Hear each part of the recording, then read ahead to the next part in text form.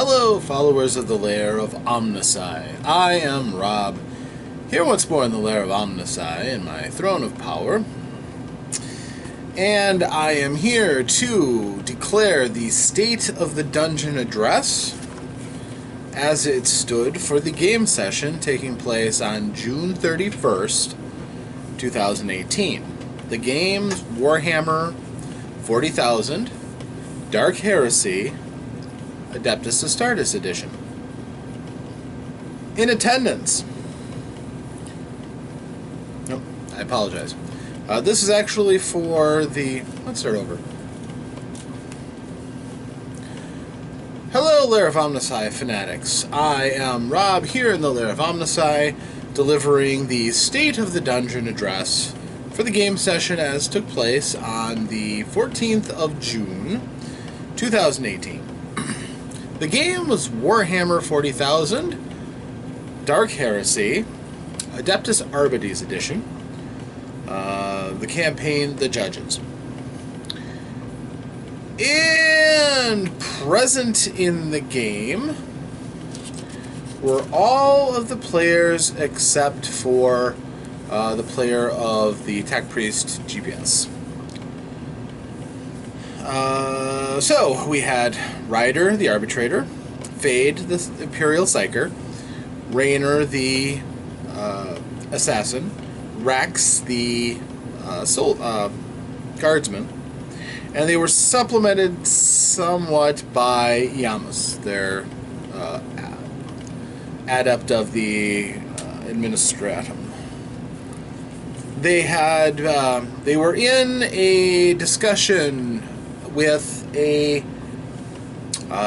much respected and influential street preacher named Brother Florio, who was talking to them about kind of the state of the souls of his flock, which he was very proud of because Vigilance, unlike a lot of worlds that are classified as hive worlds, are not festering cesspits of debauchery, chaos worship, brutality, etc.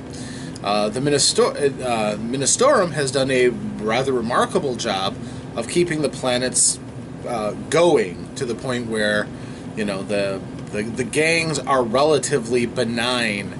The Tech Priests don't care as long as they've met their quotas, and since they can't produce anymore, they're kind of in a strange state of self-indulgence, leaving the people to be more idle than they usually would be, and the Ministorum has stepped forward to fill their time with prayer and reflection and works, which has been actually somewhat beneficial for Vigilance. The group supposedly couldn't have dropped into a nicer world. Sure.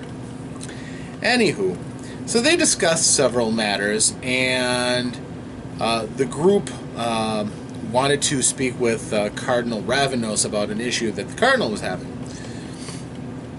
Cardinal Ravenos had vouched for them when they first arrived on the planet.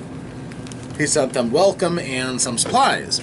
So they probably feel pretty good about him. He's been unquestionably very respectful towards their initiatives and wants to back them up. So while the group was departing their meeting with Brother Florio, there was a little run-in that they had. Their old friends, the Obsidian Cult, was trying to abduct people off the streets. They had a cargo vehicle, and they were just grabbing people and tossing them into the vehicle. It was a hover vehicle, which the group in ages past have had characters that were really good at taking anything that wasn't nailed down. Apparently Cargo Hauler was beneath them, because they went after the cultists, of course. They don't need much of an excuse, despite the fact that they were undercover, so they didn't have all of their toys. But that didn't really stop them, because there sure was a lot of carnage. The Ovidian cultists had some weapons, mostly hand-to-hand, and the group started shooting. Most of the characters have reasonable distance attacks. So The cultists were outmatched from the beginning. Their opening salvo injured several of the cultists. There was some hilarity as shots were fired into the crowd. In a hive, there's always people to absorb collateral damage. It happens. Unless you're very specifically careful, and nobody has yet told me, I'm going to shoot, but I'm going to make sure that if I miss, I don't hit any of the crowd. That hasn't happened yet. So, these fights tend to have some casualties among the populace. The cultists stopped trying to collect people and fought back. Some of the fighting was actually fairly effective. Those swords of theirs are pretty nasty. But in general, the entire thing went just a little haywire when the truck systems were overloaded. The assassin was determined that truck was not going to get away, so he headshotted the driver, who fell onto the motive system for the anti-grav unit, which kicked it up into the roof, where it exploded beautifully. A bright blue explosion as the generator went kapoof.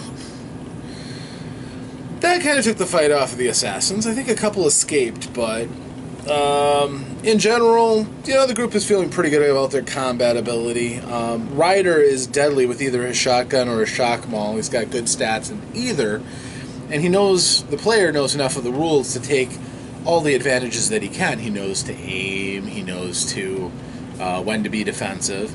Fade, the Psyker, he has no real combat abilities with his psychic powers, but he has a hand cannon, an enormous and rather unsafe pistol, and his has got 2 barrels that fire simultaneously. They go through ammo quick, but put big holes in things. Raynor, the assassin, he has a hunting rifle. Not the most effective weapon, but he's quite accurate with it. When he gets a shot off, he often can put holes in things. We also discovered a rule with a trait that the hunting rifle has called accurate, where if he aims and he hits successfully and well, he does more damage. Extra damage depending on how well the shot hit. So now he is hitting and doing some significant damage, even though he doesn't have a lot of armor penetration. He is punching through that armor with great shots. Hand to hand, not as much. He likes shooty from a distance.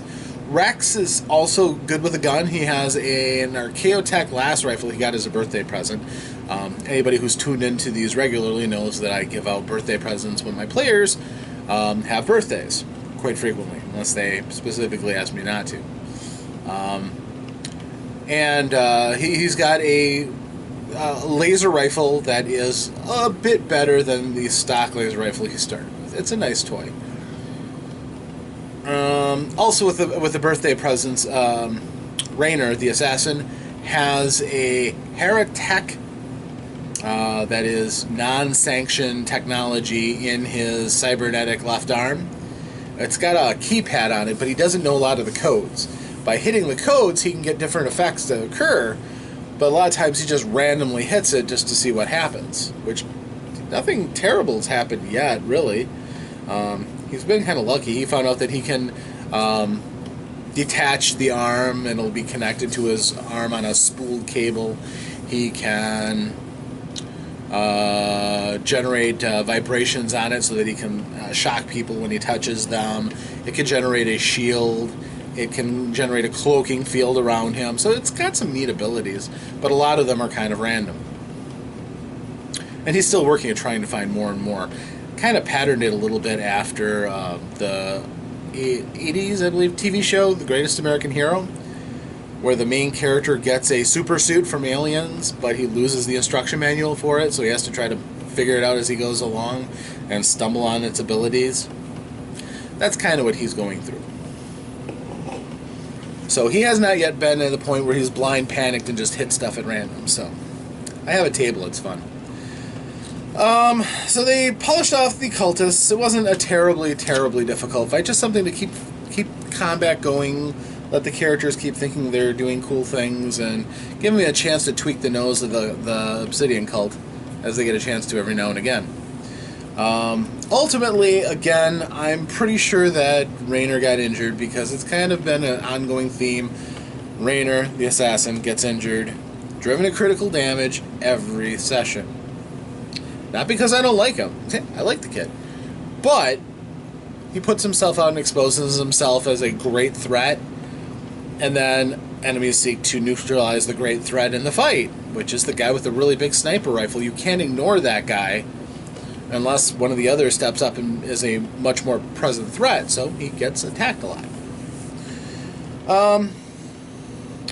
Which, of course, set them up, because then the Cardinal talked to them about what his real purpose for them was, to help him out against a demon host.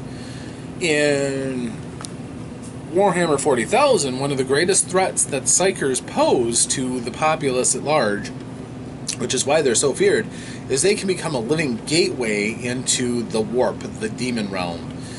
And their soul can be devoured by a demon, and their body can be turned basically into a gate, and a very powerful demonic creature too.